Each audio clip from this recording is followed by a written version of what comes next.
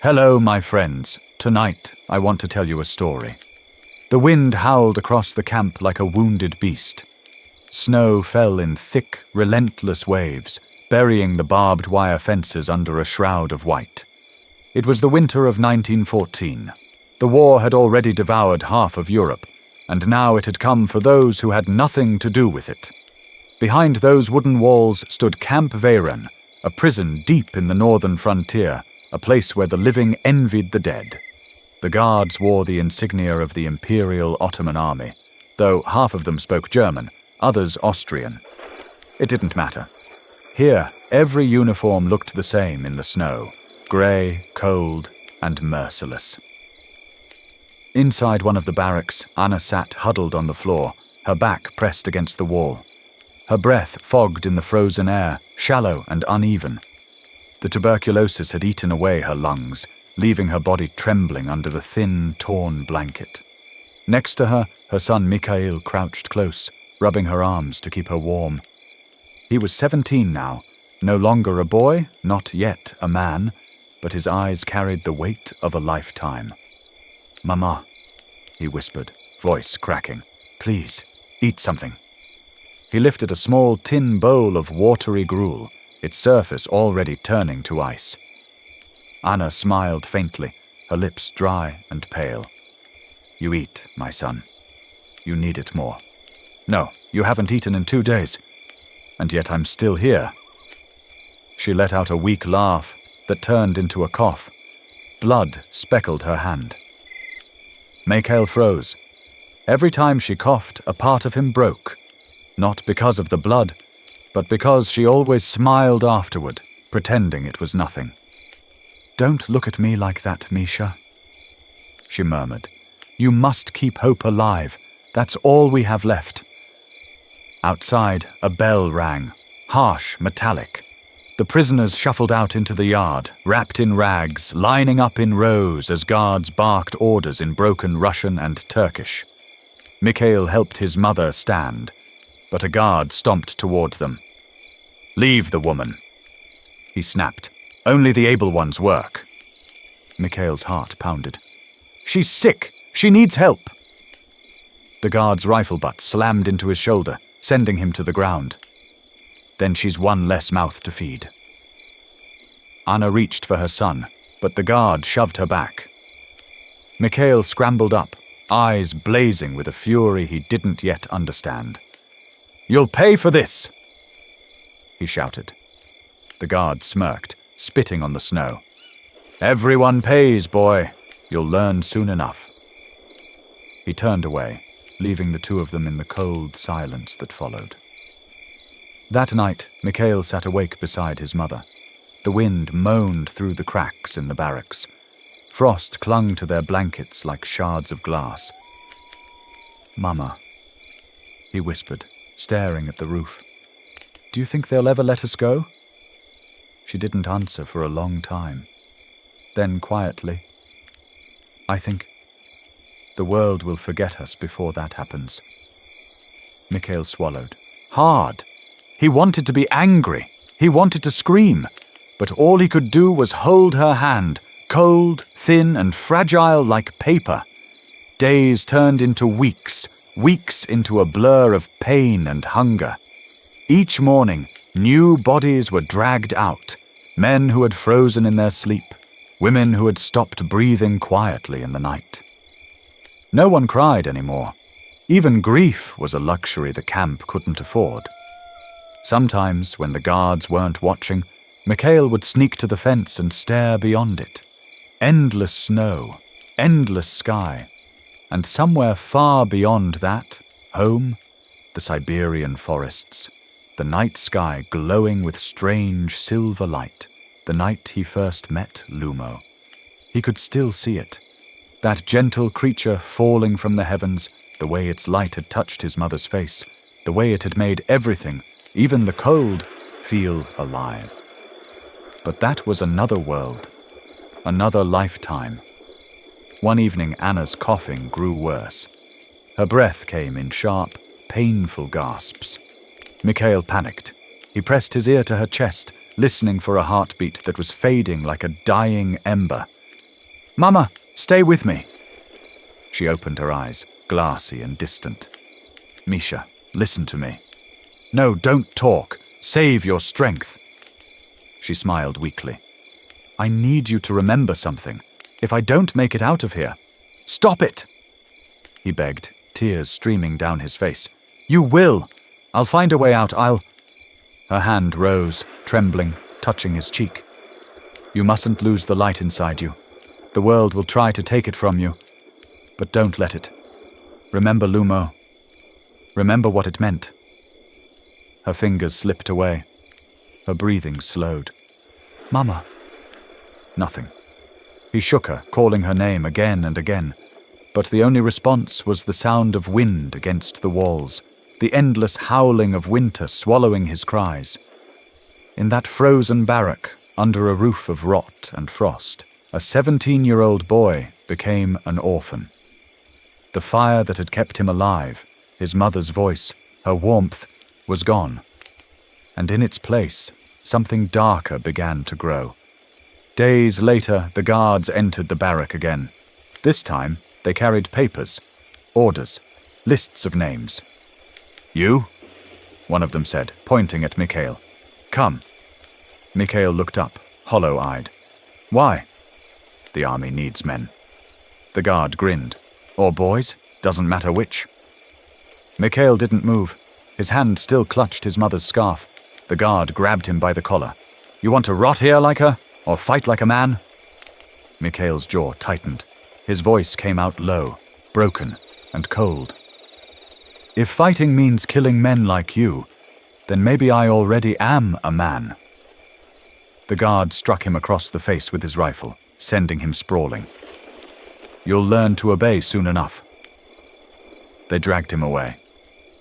The last thing he saw was his mother's body, wrapped in an old blanket, waiting to be taken to the frozen pit behind the camp.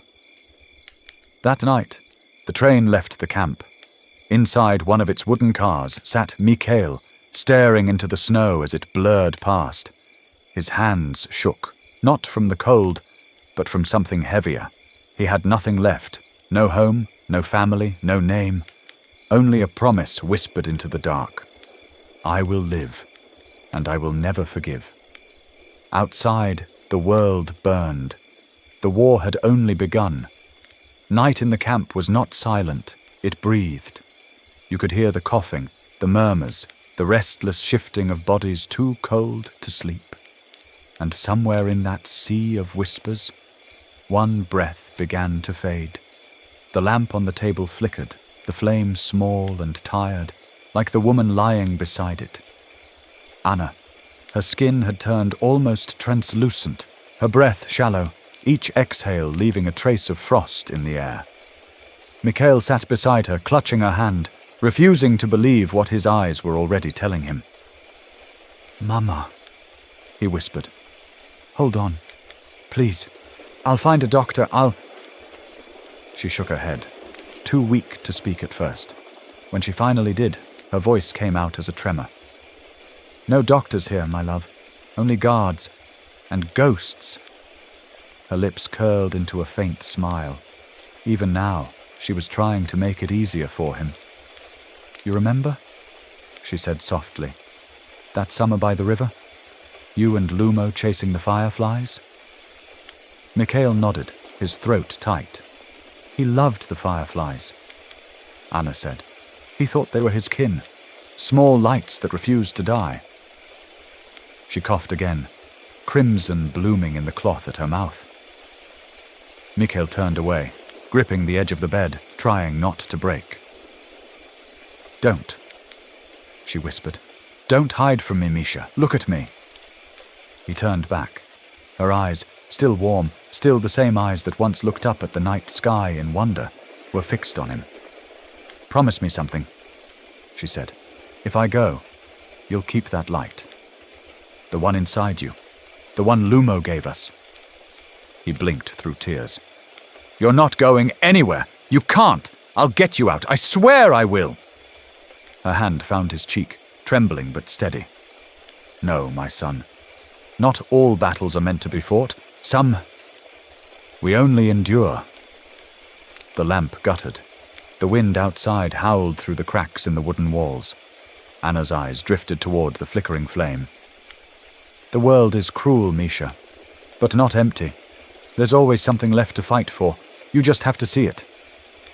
Her fingers went limp in his. Mama? Her head tilted slightly to the side. The sound of her breathing stopped. Mama? No answer. Mama! Mikhail screamed until his voice cracked, until there was nothing left in his lungs but air and pain.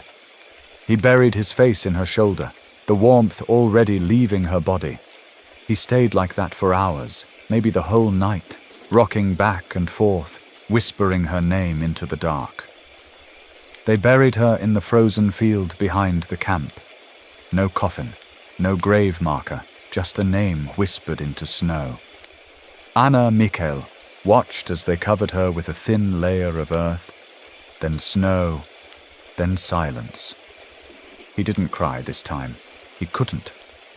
The tears had frozen somewhere inside him, locked away with every other piece of warmth he'd ever had.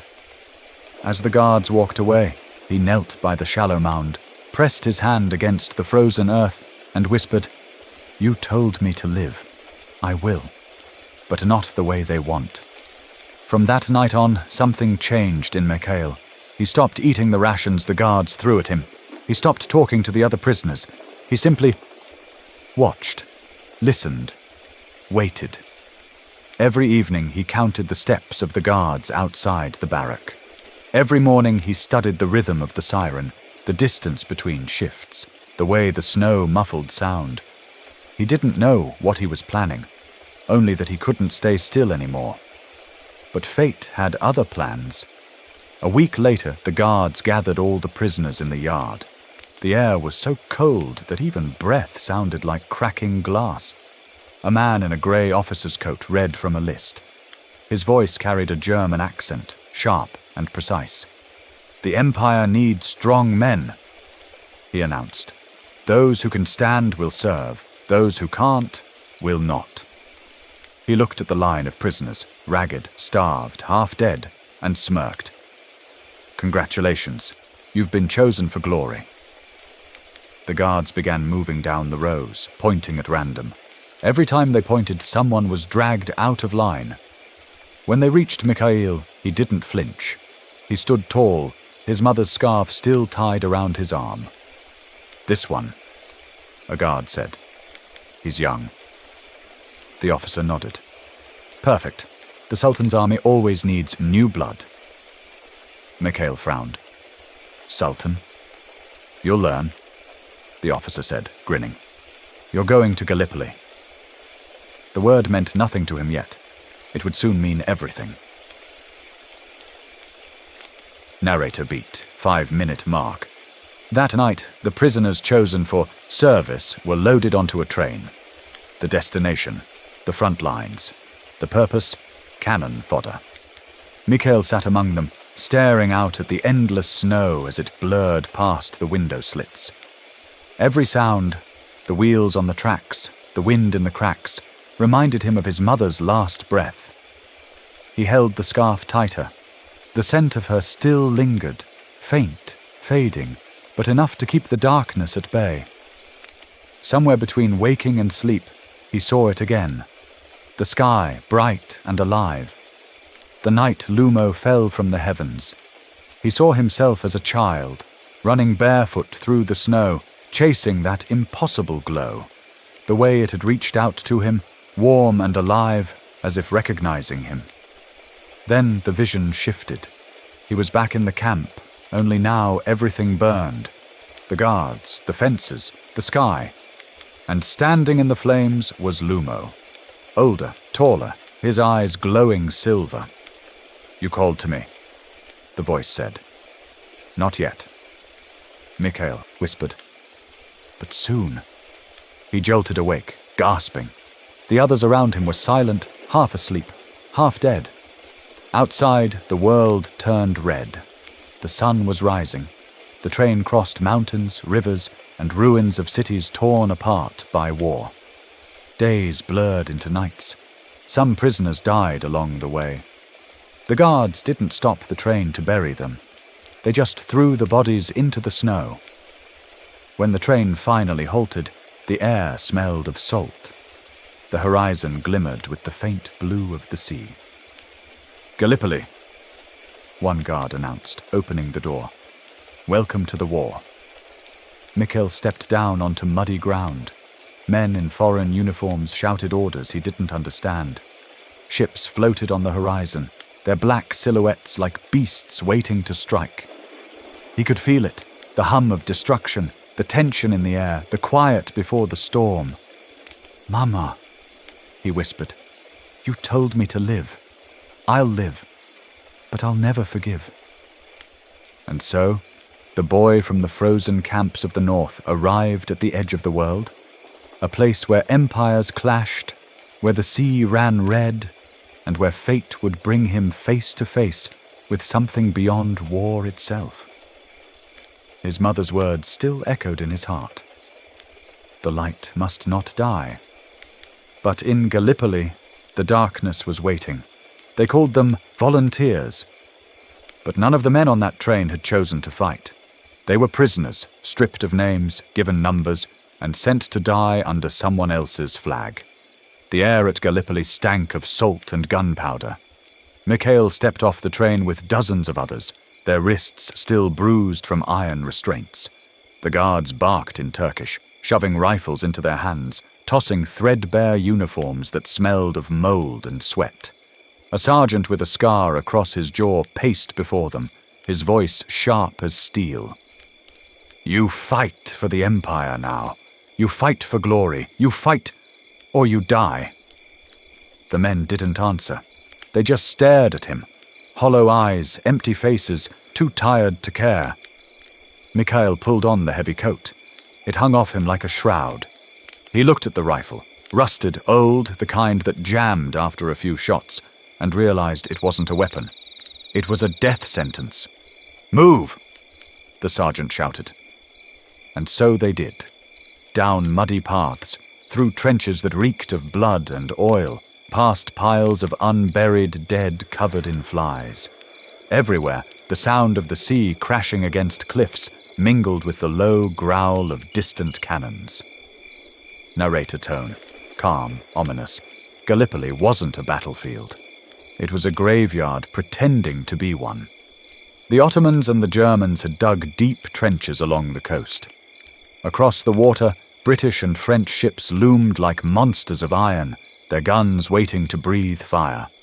Every night, the horizon flashed red. Every day, the screams started again. In the barracks, Mikhail met a boy named Ali, maybe 18, maybe 20. He had dark eyes that still held a flicker of warmth, and he spoke enough Russian to trade a few words. "You're not from here?" Ali said one night, handing him a crust of bread. "No," Mikhail replied. "They took me from the camp." "Prisoner?" "Yes." "Then you fight like me?" Ali smiled, a tired, crooked smile, and tapped his own chest. "My family. They live in Izmir. The soldiers took me too, said I owed the Empire my life." He laughed, but it wasn't joy. It was surrender. Days bled together. The men dug trenches, carried ammunition, built barricades, all under the whine of distant shells.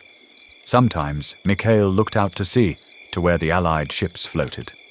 He wondered if the men on those decks felt any different, or if they too were prisoners of something larger than themselves. Gallipoli, April 1915. The earth shook, the sky screamed, and Mikhail realized the world had become a furnace built from men's madness.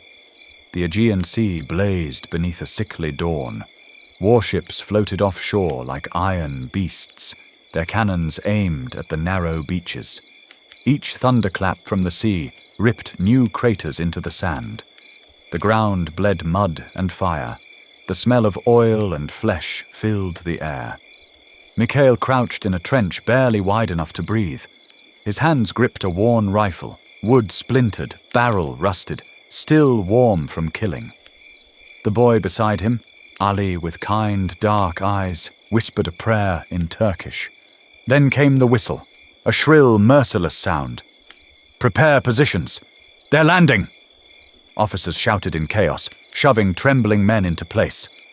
Mikhail swallowed hard, peering over the sandbags. The sea moved, alive. Dozens of landing boats swarmed toward shore, filled with helmets and rifles and young faces that didn't yet understand what they were dying for. "Fire!" The order shattered the air. Hundreds of rifles cracked in unison. Machine guns spat fire from the ridges. Bullets rained down on the sea. Mikhail saw men in the boats jerk and collapse. Blood fanned across the waves like red silk. He fired, though he could hardly see through the smoke. The recoil numbed his shoulder. The noise erased thought. And still the British soldiers came, shouting, charging through the surf, stumbling over bodies. A shell from a naval gun hit the trench 50 meters away. The blast threw earth and bone skyward. Dirt rained down like ashes. Mikhail hit the ground, ears ringing, eyes full of grit. When he looked up, the boy who had been beside him was gone.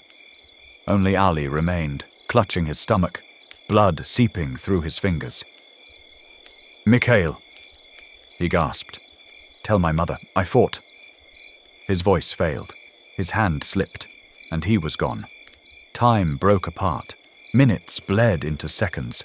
Seconds stretched into forever. The trench was chaos. Men screaming, crawling, burning. Officers fired at their own soldiers to keep them from fleeing. Mikhail loaded and fired, until his rifle jammed. His breath came in short, animal gasps. He looked around, faces twisted by terror, by smoke, by disbelief. No one looked human anymore. A cry went up. "They're in the trench!"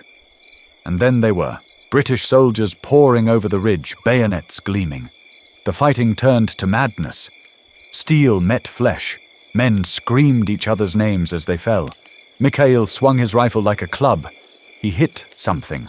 Someone, hard enough to feel bone crack. A foreign boy, no older than him, collapsed in front of him. Their eyes met. For a moment, Mikhail saw himself. Then the boy stopped breathing. The last thing Mikhail remembered was the sky, red, bleeding. A shell landed close. The sound swallowed everything. He was thrown backward into the mud. His rifle flew from his hand. Pain exploded through his ribs. He tried to crawl, but his body wouldn't obey. Blood trickled into his mouth. He could taste iron and smoke. The world blurred. Fire, mud, shadows. Voices faded. And then there was only silence. He thought of his mother, her hands, her voice whispering, "Never lose the light inside you." "Mother," he breathed, "I'm sorry." A faint vibration passed through the ground. Not an explosion, not thunder, but something deeper, resonant. The air grew heavy, charged with electricity. Mikhail forced his eyes open. Through the haze, he saw something impossible. A soft glow, floating above the battlefield. At first he thought it was fire, phosphorus maybe, or a flare. But the light didn't flicker. It pulsed, alive. Every sound seemed to hush. Even the wind stopped. Mikhail blinked. The glow grew brighter, silver, pure, almost gentle. It drifted closer, cutting through the smoke, until it filled his vision. He tried to lift his hand. "Who?" The light rippled, and within it a shape began to form. Tall, human, familiar. The radiance dimmed just enough for him to see a face, and his heart stopped. "Lumo," he whispered, barely able to breathe. The figure smiled, calm, kind, and achingly real. Eyes like molten silver looked down at him. "Mikhail," a voice echoed inside his mind. "I heard you." The world seemed to freeze. The gunfire ceased. The flames hung motionless in the air. Even the smoke stood still, coiling like glass threads. Lumo reached out his hand, light gathering in his palm like water. "You're not alone anymore." Tears slipped down Mikhail's dirty face. He reached toward the light. Their hands met. and the battlefield vanished in a blinding white flash. The world had ended. Or maybe it had simply paused. When Mikhail opened his eyes, the battlefield was gone. The air was motionless, silent in a way that made the heart ache. Bullets hung mid-flight like raindrops trapped in glass. Flames curved upward but did not burn. The smoke itself glimmered, frozen in strands of silver. Time had stopped. Mikhail lay on his back, feeling nothing but the faint rhythm of his heartbeat. He turned his head and saw light. A figure stood amid the suspended chaos, radiating silver warmth that pushed the darkness away. The glow shimmered across the corpses, the weapons, the broken helmets. And for the first time, the battlefield looked peaceful. "Where am I?" Mikhail whispered. "Between," came a voice, soft, melodic, and unearthly. The figure moved closer. The light dimmed just enough for Mikhail to see. He gasped. The face, familiar, impossible. Those eyes, silver, kind, and full of galaxies. Lumo. The name fell from his lips like a prayer. The creature smiled faintly, and the light around it pulsed in response, as if the very world recognized their reunion. No longer the small, fragile being from Siberia, Lumo now stood tall, his body woven from light and energy, his form shifting like starlight through mist. "You called for me," Lumo said, though no lips moved. The voice spoke directly into Mikhail's heart. "I heard you through the dark." Mikhail felt tears spill down his cheeks. "I thought you were gone forever." "I was never gone, only far." The silver light wrapped around them both, and for a brief, infinite moment, the war vanished, as if the universe itself wanted to give them peace. The stillness broke. A faint rumble stirred the earth. Somewhere a shell hung mid-air, then dropped suddenly, striking the ground in slow motion. The illusion cracked. The battlefield roared back to life. Shouts, gunfire, the shriek of artillery. The two worlds, stillness and chaos, collided in one blinding moment. Soldiers screamed. The air filled with smoke again, and every eye turned towards the center, toward them. "It's a demon!" someone cried. "No, a god!" shouted another. Both armies hesitated. The Turks on one side, the British on the other, enemies moments ago, now stared together at the being of light and the boy standing beside it. The Ottoman officer pointed, wild with greed and fear. "Capture it! The creature belongs to us!" The British commander bellowed back, "Fire! Destroy that thing before it destroys us!" The orders came simultaneously. Gunfire erupted again, thunderous, relentless. Bullets screamed through the air, streaking toward the light. Mikhail shouted, raising his arms, "Stop! Stop it!" The first bullet struck the edge of the silver glow and dissolved. Another followed, then a dozen. Every shot melted into a spray of silver dust. Lumo lifted his hand. A shockwave rippled outward, not violent, but pure. It swept across the battlefield, and one by one, soldiers dropped their weapons, their eyes wide in awe. The light didn't burn, it only took away their rage. They fell to their knees, breathing as if waking from a nightmare. Mikhail stared, trembling. Around him lay hundreds of men, alive, unconscious, their faces peaceful for the first time. "Lumo, what did you do?" "Nothing," came the calm reply. "I showed them what they truly are." Mikhail's voice broke. "They'll wake and fight again. They always do." Lumo's expression softened. "Then let this moment be remembered. The one moment they stopped." The words hit deep. Mikhail thought of his mother, her frail body in the prison cell. He thought of Ali, smiling through the pain. He thought of every face that would never open its eyes again.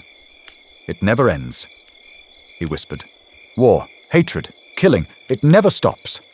"It will," said Lumo. but not here. He extended his hand. Come with me, Mikhail. Your path doesn't belong to this world anymore. The sky darkened. The air began to hum, deep, resonant, otherworldly. Above them, clouds twisted into a spiral, forming a colossal ring of light. A gate, alive and pulsing with the same silver glow that surrounded Lumo. Wind whipped across the field, tearing flags and banners from the ground. Even the sea seemed to tremble. Mikhail's eyes widened. Where will it take us? Beyond, Lumo answered. To a place where no war can reach you. He hesitated, looking back at the battlefield. At the soldiers, the blood, the earth that would forever smell of gunpowder. If I leave, who will remember them? You will, Lumo said gently, and that is enough. Mikhail felt the tears again, not from pain, but from release. Then, take me with you. Their hands met once more. The light spread across his skin, through his veins, until he could no longer see where he ended, and Lumo began. He felt weightless, not rising, but becoming. The gate above burst open in a roar of silver wind. Every soldier still standing dropped to the ground, shielding their eyes.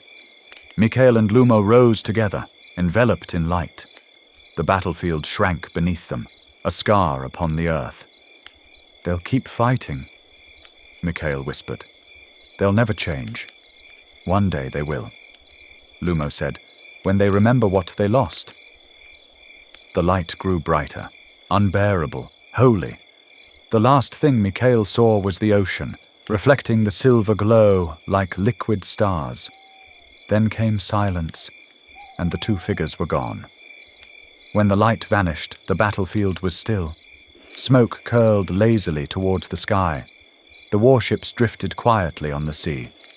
Those who survived spoke of a miracle, a blinding light that stopped time itself, a voice that silenced guns, a boy and a being of silver who vanished into the heavens.